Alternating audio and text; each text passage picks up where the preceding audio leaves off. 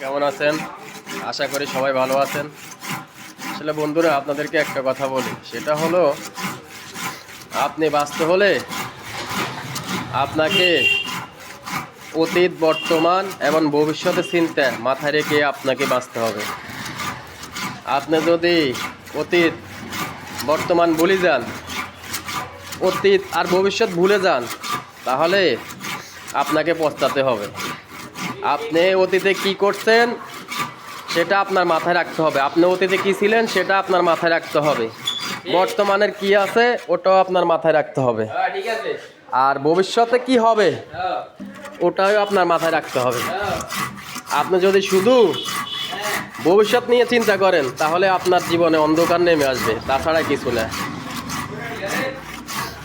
এই যে কাজ করি চাইল কিনি ভাত খাই, কারো কাছ থেকে টাকা নিয়ে চাইল কিনি ভাত খাই না।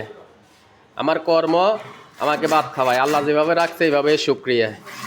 কিছু মানুষ পিছনে সমালোচনা করে।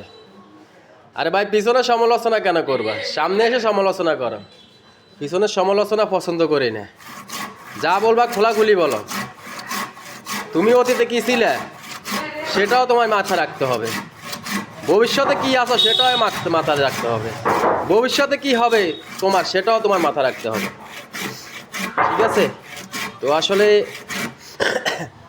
যারা অতীত, বর্তমান, ভবিষ্যৎ নিয়ে চিন্তা করেন তারাই সবচাইতে বেটার ম্যান, তারাই ভালো মানুষ, তারাই ভবিষ্যতে কিছু করতে পারবেন। তো সবাই ভালো থাকবেন। আসসালামু আলাইকুম।